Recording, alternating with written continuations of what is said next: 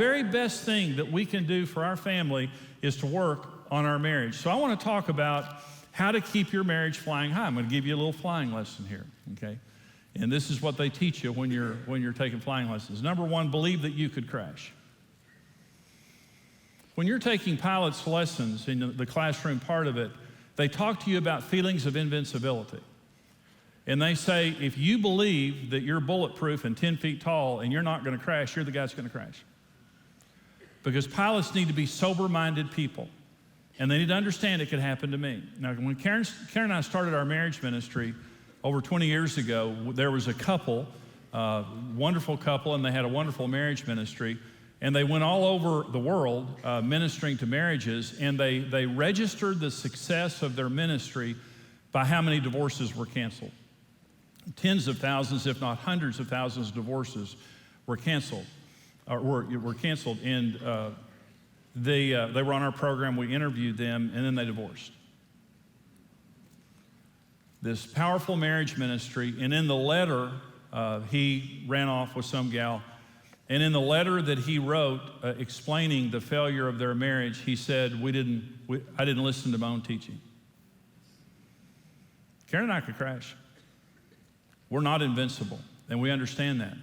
And when you understand that you're not invincible, you work on your marriage. The second way that you keep flying high in your marriage is learn the laws of aerodynamics and respect them.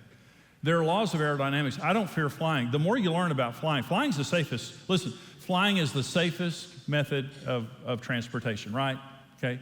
Marriage is the safest relationship on earth. Did you know that with all of its warts, marriage is the safest relationship on earth? And did you know that the way that God designed it, you have a 100% chance of success in marriage?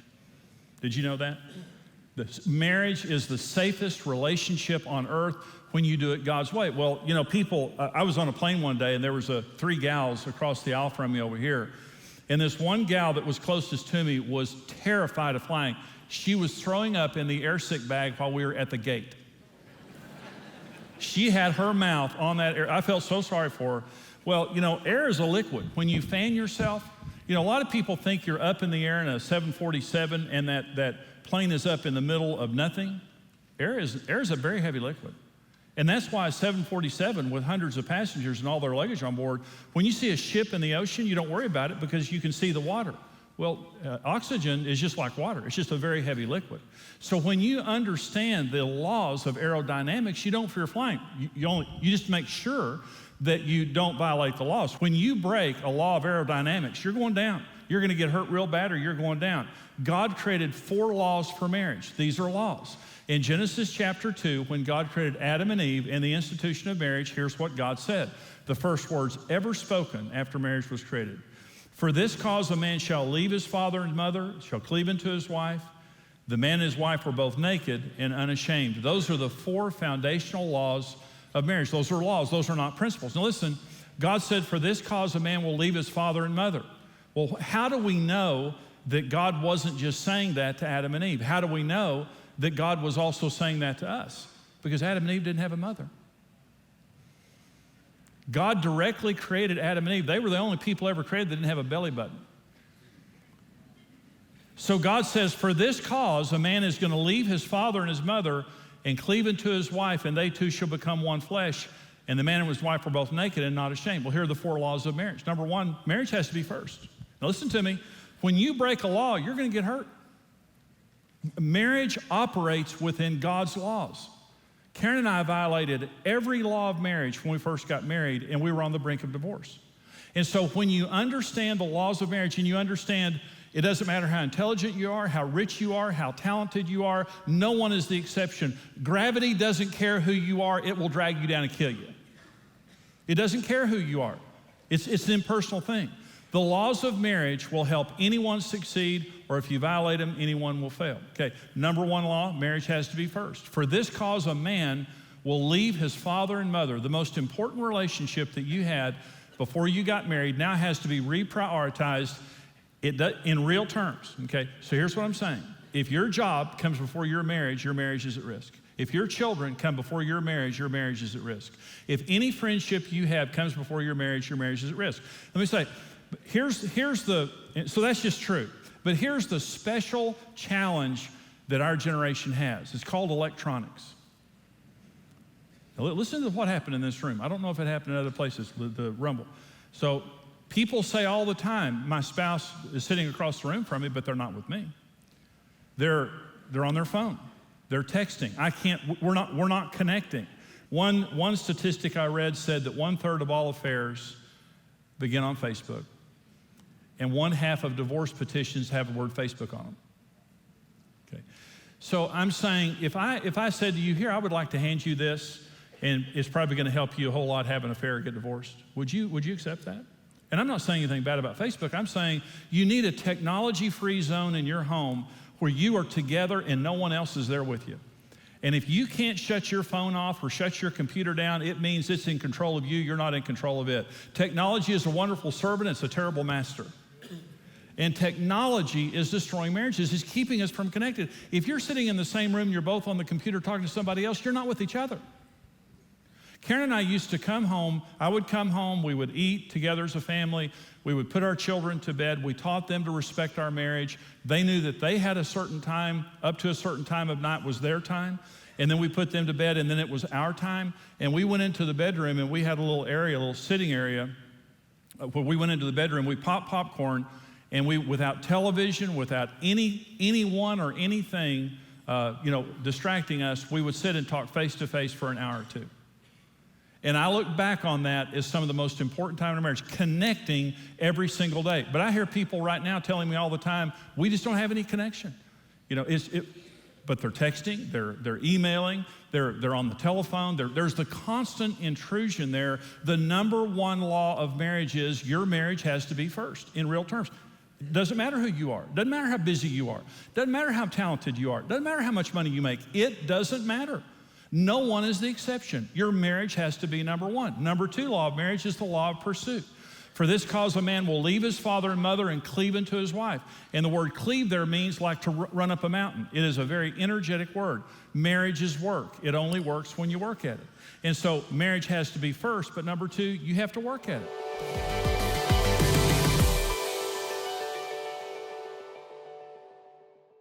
Gain instant access to XO conferences and other dynamic marriage teachings with XO Now, the new on-demand video streaming subscription from XO and MarriageToday. For only $9 a month, you receive access to life-giving marriage series from Jimmy Evans, Dave and Ashley Willis, and other MarriageToday speakers. Access XO Now from all your favorite devices. Sync content for offline viewing and enjoy world-class marriage content wherever, whenever. Learn how to be married and stay married. A better marriage is possible with the right information and a mutual commitment to success. Even the most unhealthy relationships can be healed. As part of your subscription, you have full access to the complete sessions from the latest XO conference. Be the first to receive MarriageToday's best content with your subscription to XO Now. Start your free trial today at xonow.tv.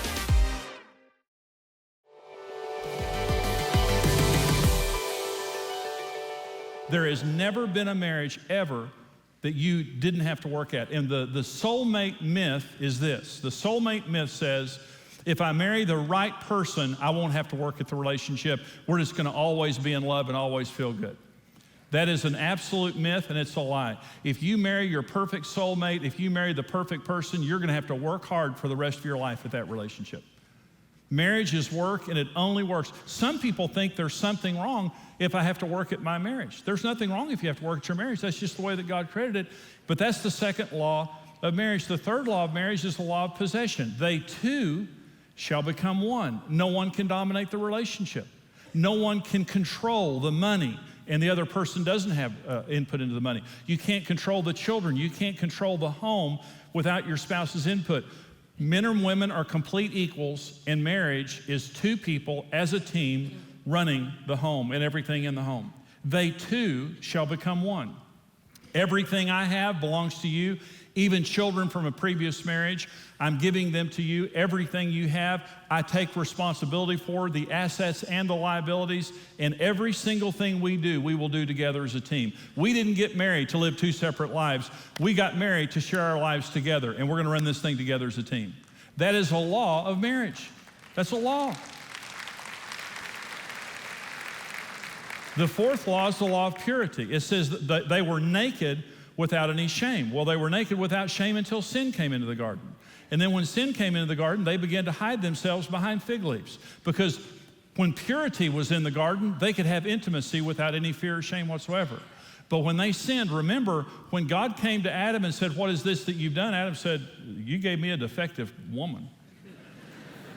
You know, there's something wrong with that chick. And he wasn't just accusing Eve, he was accusing God, okay? And then he went to Eve, and Eve said, "Well, the devil made me do it." But the point is this, they couldn't trust each other any longer. I wounded Karen with my words. I was a verbal bully. I never took responsibility for my behavior, or never said I was wrong or sorry. And my wife, we had no intimacy whatsoever because she couldn't trust me, and I shouldn't have been trusted. But the night that I came into the bedroom, we were on the brink of divorce. I told Karen to get out of the house. I walked in the room and I said, "Please forgive me. I'm wrong. I'm going to hang up my golf clubs," because that was my priority. I worked at playing golf. I played golf all the time. Our marriage wasn't a priority. And for the first time in our married life, I apologized to my wife. And from that night forward, I began to take responsibility for my behavior and to say I was sorry. And the fig leaves began to drop off. We began to share things again, trust each other again, and we regained the intimacy in our marriage. Listen to me. Listen to me. I have absolutely no fear of flying whatsoever. If I'm on a commercial flight, that's where I sleep. My best sleeping is on an airplane. I never think about crashing because I know how safe it is because I understand the laws of aerodynamics. I don't fear divorcing. I know I could if I don't pay attention. Marriage is the safest relationship on earth because it is suspended upon the laws of God, which are 100% dependable.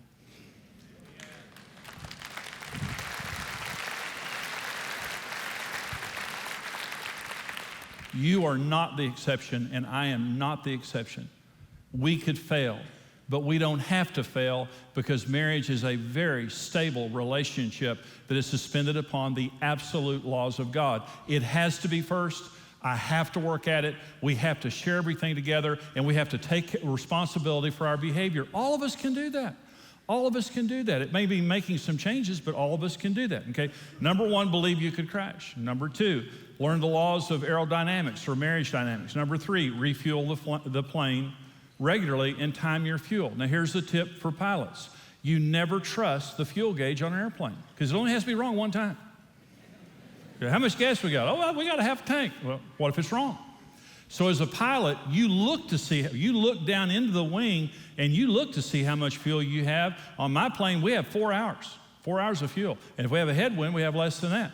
So we have 4 hours of fuel. And here's the thing. When you land, you want 30 minutes of fuel in the tanks, at least 30 minutes of fuel. You never land saying, "How much fuel we got?" We got 2 minutes. You don't do that. Okay. So we check it and we time it. Okay, what am I saying? So here's 3 types of fuel that you need to run your marriage. Number one is God fuel. You need to wake up every morning, get in the presence of God, because the Holy Spirit gives you the power to love each other. The fruit of the Spirit is love, joy, peace, patience, kindness, goodness, faithfulness, gentleness, and self-control. That's the personality of God, and He'll give it to you for free every time you ask for it. And the more dependent you are upon the Holy Spirit, the better spouse you're going to be. And when Karen and I wake up in the mornings, we get on each side, both of us have our side of the house where we have our quiet time.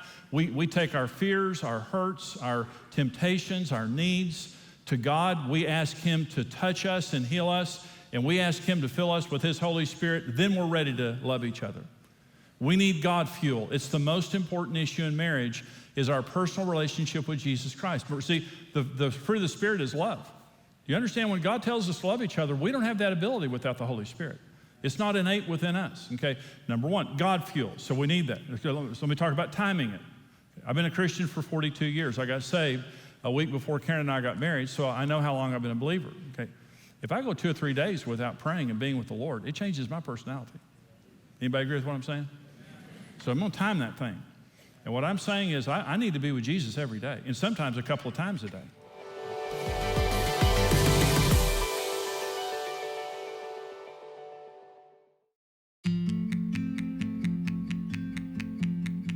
Since 1994, MarriageToday has used every medium at its disposal to strengthen families and marriages through its diverse ministry outreaches. Every day across North America and around the world, we provide help and hope through television, live events, social media, crisis coaching, and over 100 unique resources. There is a fierce battle being fought for marriage right now, but we can win it. We want to raise the standard. We want to unite families, restore marriages, and conquer divorce. At Marriage Today, we believe every marriage has a 100% chance of success if you do it God's way.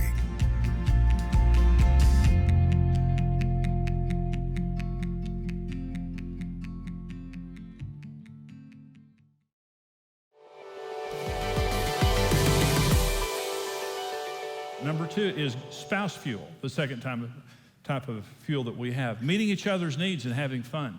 Very important to have fun together in marriage. Without sex and fun, marriage is a business relationship, and it's a rotten business relationship. You need to have sex and fun in marriage and meet each other's needs, and it's like fuel.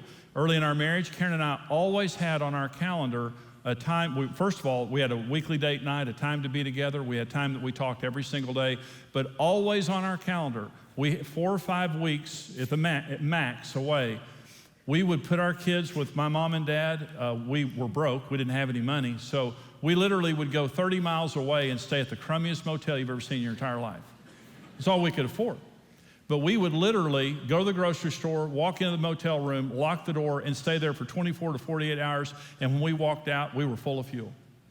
And we timed it. I did. So, you have to meet each other's needs, and you need to have fun in your marriage, and you have to time it. You can't go 3 or 4 weeks without being together. Every day, you need to have meaningful time together of connecting. But 2 or 3 times a week, you need to have special times together in goodwill, in the sense, and I asked Karen, I say to Karen, I say, are you okay? Well, she knows what that means. Is there anything I need to change to make you happy, or to do what I need to do as a husband? I want to know the answer to that question. Are you okay? You need to be able to ask your spouse that and not be defensive about it. You both need to answer that question, yes. Number 3 kind of fuel is friend fuel. We need good friends in our lives that, that give to us and that we enjoy, and that we enjoy being with. Church is critical in the days that we live in. All of Karen and I's best friends we met in church. It's critical in the days we live in. But let me say this, children burn fuel. I didn't mean that to be a joke, but it's a pretty good one, isn't it? Really. Work burns fuel, right? And some people burn fuel. Problems burn fuel. But some people aren't givers, some people burn fuel, okay? So here's what happened in marriage. We love each other, we get married, everything is great. We get up to altitude and we just think, isn't this fantastic? We met, we married, everything's going great. But we have some other things going on, so we had autopilot. We began to burn fuel. And then when we're burning fuel and we're not taking on fuel, God fuel, spouse fuel, friend fuel, then we get together and we don't have the resources to meet each other's needs. And we're tired and we're distracted and we're frustrated because we're just not meeting each other's needs. And then you wake up one day and you hear these words, I don't think I love you anymore. I don't know that I ever loved you. Because you can't remember having fuel on board. And that's when the marriage goes nose down and every bad thing begins to happen, okay? You've got to fuel that plane. And you need to keep enough fuel on board that you have more than enough fuel. And then you're not running on fumes, because your marriage needs that. And everyone depending on your marriage needs that. Here's the next tip. Don't overload the plane. Okay? If you've ever heard this saying, you're watching the news and you hear this, the plane crashed shortly after takeoff. 90% of the time, that's because the plane was overloaded. Every plane has a center of gravity. And when you overload a plane, especially the back end of a plane, either the plane won't take off, you can't get altitude and you crash, or if you do take off, you can't fly the plane. The plane is unmanageable. It's very difficult to land.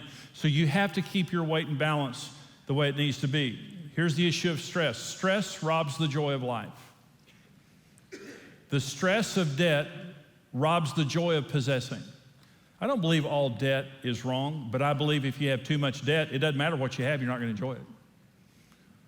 If you have a house that's too expensive, if you have cars and all that stuff that's too expensive, it just robs the joy of life and of possessing. Stress causes emotional fatigue, short tempers, and relational problems. Stress is a very high emotional consumer, and love is an emotional commodity.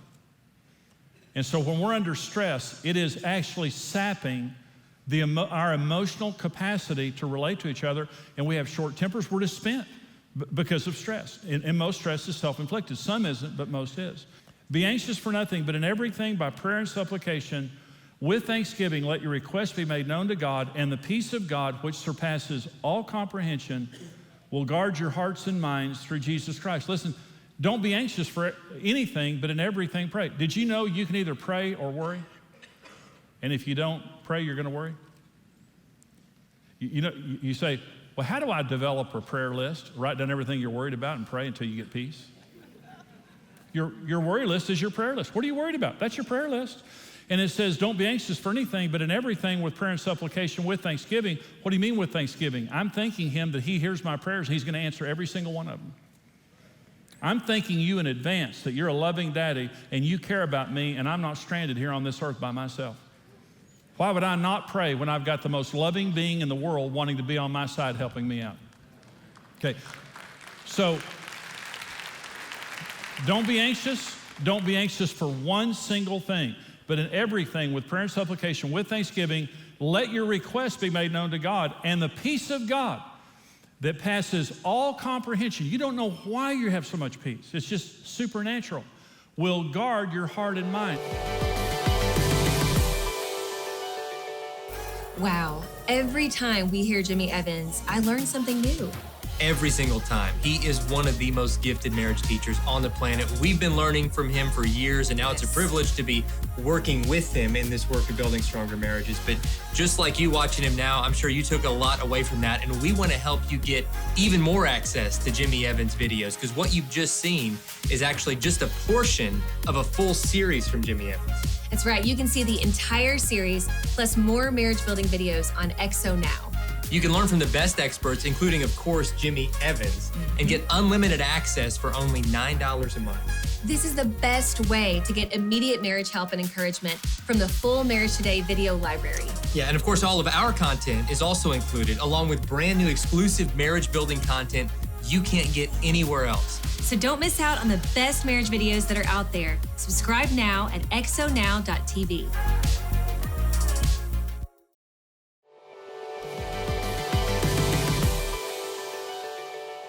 Hey, we're Dave and Ashley Willis with Marriage Today, and we're going to continue the conversation about flying high in marriage, how you and your spouse can soar, not just survive in marriage, but to thrive and have everything God intended for you.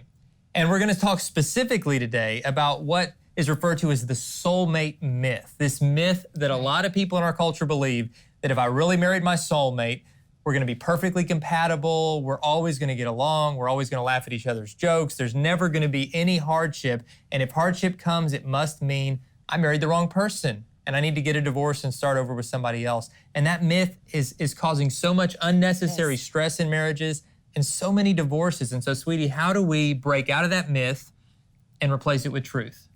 Well, we need to understand that there's going to be moments of incompatibility.